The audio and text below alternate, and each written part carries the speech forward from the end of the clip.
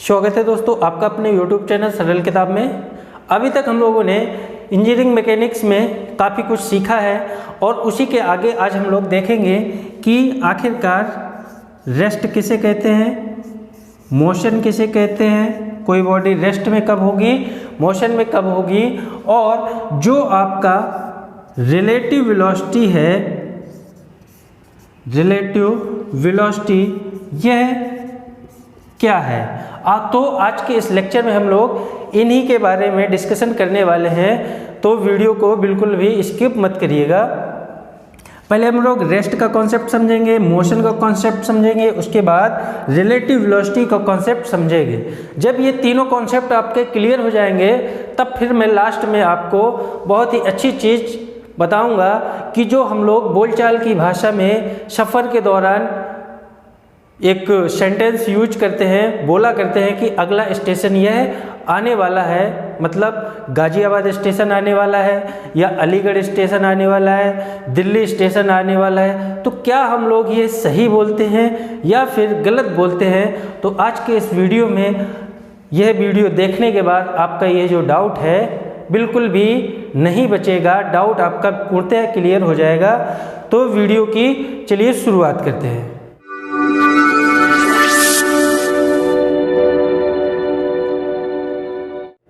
सबसे पहले यह जो टर्म है रेस्ट, तो आखिरकार ये इसको समझते हैं कि रेस्ट किसे कहते हैं। ठीक, तो मान लीजिए ये है हमारे पास कोई एक यह बॉडी है, यह हमारे पास एक बॉडी है, क्लियर है। अगर इस बॉडी का पोजीशन वेक्टर आप लोग जानते ही होंगे, अगर जो लोग पोजीशन वेक्टर नहीं जानते हैं तो मैं बता रहा हूं कि पोजीशन वेक्टर किसे कहते हैं। देखिए, पोजीशन वेक्टर हम लोग उसे कहेंगे जो किसी भी बॉडी की दूरी और उसकी डायरेक्शन को बताए। मान लीजिए यह बॉडी है और इस बॉडी की इस पॉइंट से दूरी कितनी है, इतनी, क्लियर है। मान लीजिए 4 मीटर, और किस डायरेक्शन में है, इस डायरेक्शन में है। तो ये मान लीजिए O पॉइंट है और ये A पॉइंट है, तो जो पोजीशन वेक्टर होगा वह क्या होगा, OA, क्लियर। तो यदि किसी बॉडी का पोजीशन वेक्टर समय के रिस्पेक्ट में चेंज नहीं होता है, हमेशा वही ही रहता है, तो हम लोग क्या कहेंगे कि वह जो बॉडी है आपकी रेस्ट में है, क्लियर है।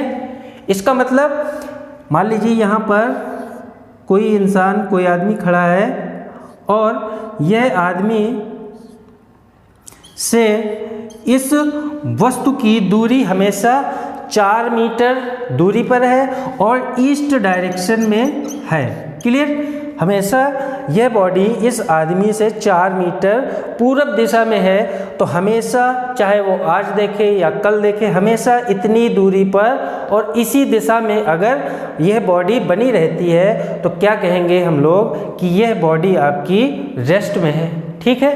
अब बात करते हैं मोशन की, क्लियर है।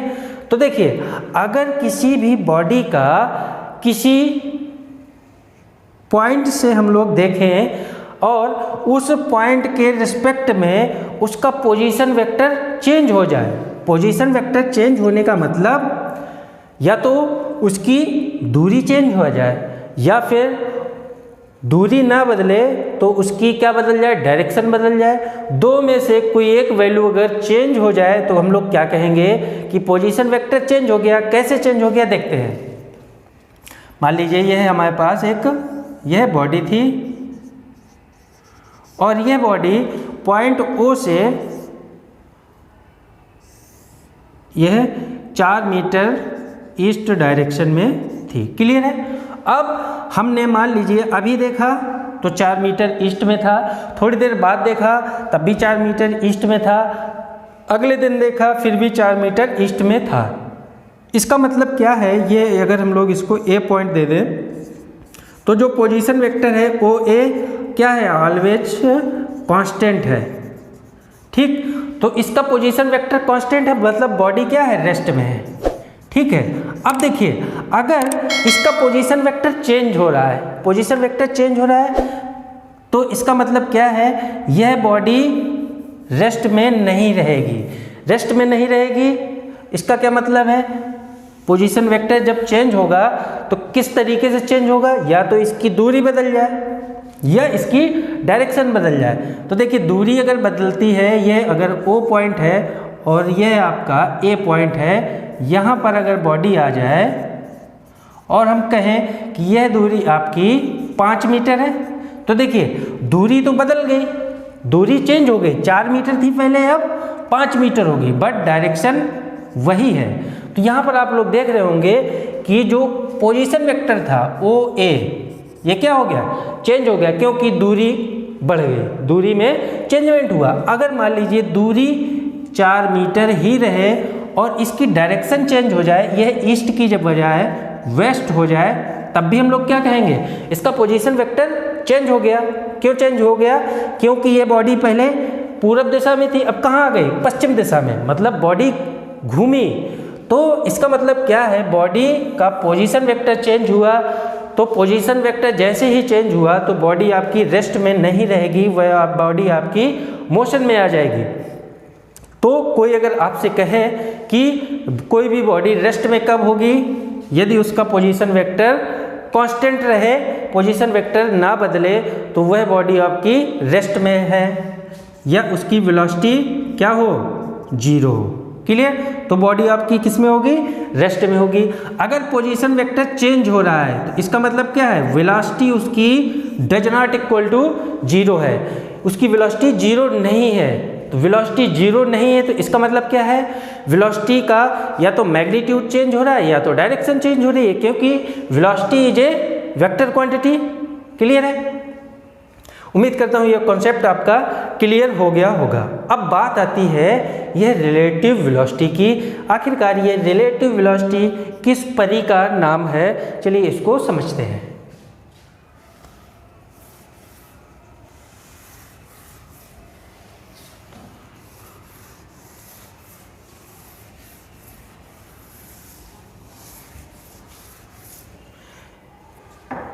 देखिए मान लीजिए कोई एक ये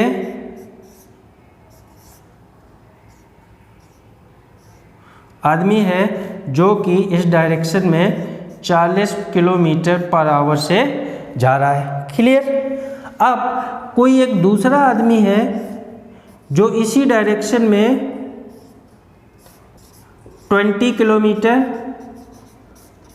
पर आवर से जा रहा है। क्लियर है, तो हम अगर मान लीजिए यह आदमी A है और यह आदमी B है। क्लियर, अब अगर हम पूछें कि आदमी A के सापेक्ष आदमी B की वेलोसिटी क्या होगी, A के सापेक्ष आदमी B की वेलोसिटी कितनी होगी, तो देख कौन रहा है, A देख रहा है, किसको देख रहा है, आदमी B को।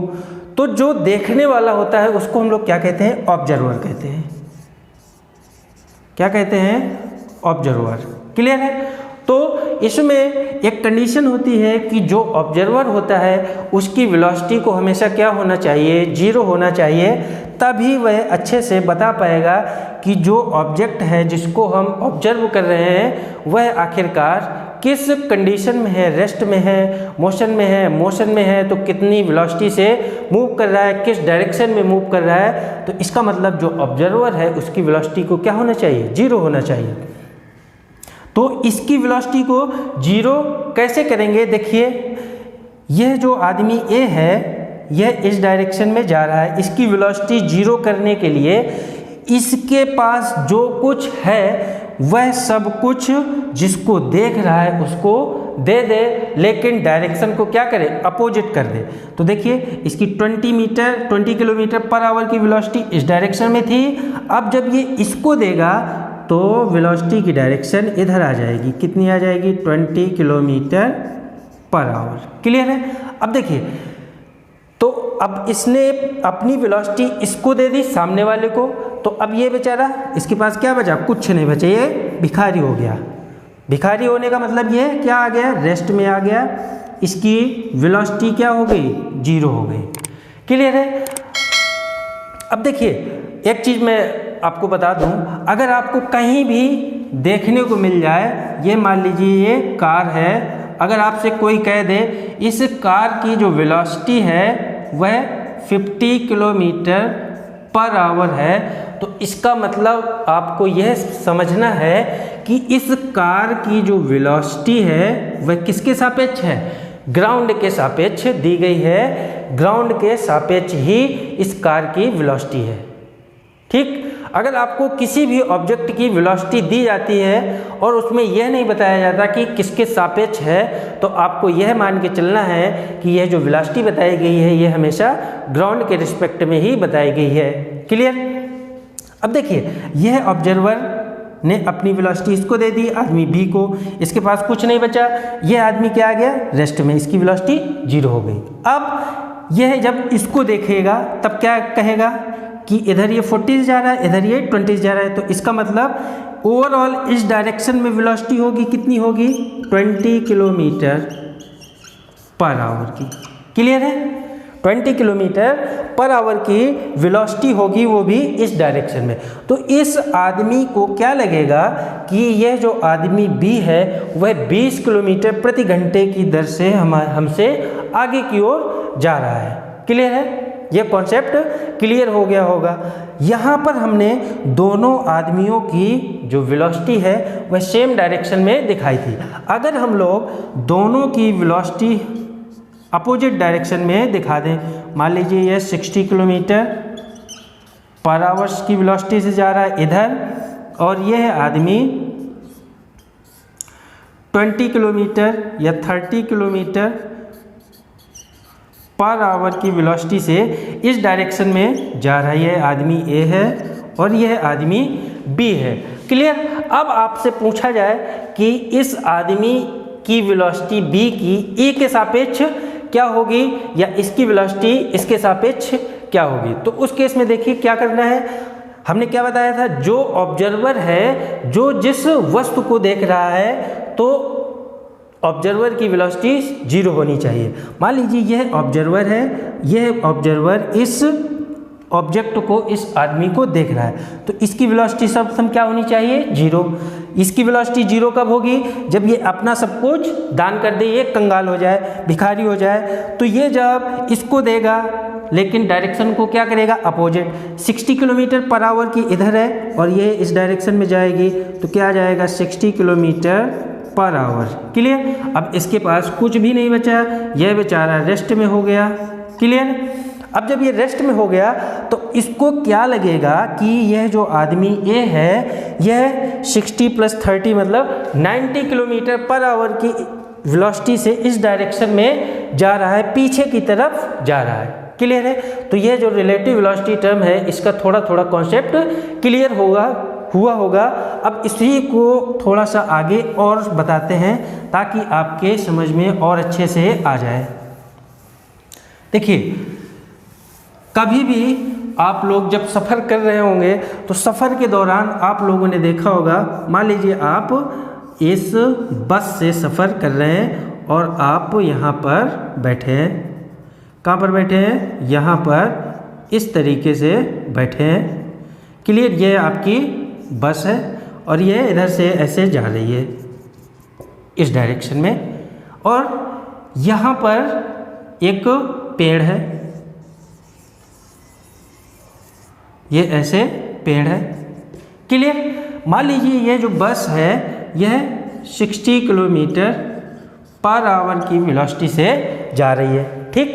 अब आप क्या कर रहे हैं, इस पेड़ को देख रहे हैं, तब होगा क्या, आपको क्या दिखाई देता है कि पेड़ पीछे की ओर भाग रहा है, यही दिखता है। यही आपने देखा भी होगा कि जब आप किसी ट्रेन या बस से सफ़र करते हैं तो अगर किसी भी चीज़ को देखते हैं, चाहे पेड़ हो, मकान हो, कुछ भी हो, अगर आप लोग उसको देखते हैं तो यही लगता है कि यह मकान, पेड़, दुकान, ये सब हमसे पीछे की ओर भागे जा रहे हैं। ठीक। ऐसा क्यों होता है, देखिए ये क्या है, ऑब्जर्वर। ये क्या है, ऑब्जर्वर है। ठीक, ये देख किसको रहा है? पेड़ को। तो इस ऑब्जर्वर की सर्वप्रथम वेलोसिटी क्या करनी पड़ेगी? 0 करनी पड़ेगी। तो 0 कैसे होगी? अभी मैंने बताया था कि इसके पास जो कुछ भी है, जिसको देख रहा है उसको दे दो, लेकिन डायरेक्शन अपोजिट कर दो। ये 60 किलोमीटर पर आवर इधर था, हमने क्या किया? पेड़ को देख रहे थे हम, पेड़ को हमने दे दिया, लेकिन डायरेक्शन क्या की? अपोजिट कर दी। तो अब देखिए यह बेचारा रेस्ट में आ गया। जब ये रेस्ट में आ गया तो क्या देखिएगा ये कि पेड़ 60 किलोमीटर पर आवर की वेलोसिटी से इधर की ओर जा रहा है। क्लियर है? अब देखिए, अगर मान लीजिए ये कोई ट्रेन है, यह पटरी है और इस पटरी पर यह ट्रेन थी ऐसे। क्लियर है? यह ट्रेन थी। अब ट्रेन में आप लोग बैठे थे, आप बैठे थे इस ट्रेन में, ठीक। अब ट्रेन आपकी लखनऊ से चलकर कहाँ जा रही है? कोलकाता, ठीक। लखनऊ से चलकर कोलकाता की ओर जा रही है ट्रेन। तो आप क्या बोलते हैं कि अगला स्टेशन इलाहाबाद आने वाला है। अगला स्टेशन इलाहाबाद आने वाला है या अगला स्टेशन आसनसोल आने वाला है। क्लियर है? तो देखिए, हम लोग ऐसा क्यों बोलते हैं कि अगला स्टेशन आसनसोल आने वाला है या अगला स्टेशन इलाहाबाद आने वाला है, अगला स्टेशन दीनदयाल उपाध्याय आने वाला है, ऐसा क्यों बोलते हैं? देखिए, मान लीजिए इस ट्रेन की वेलोसिटी कितनी है?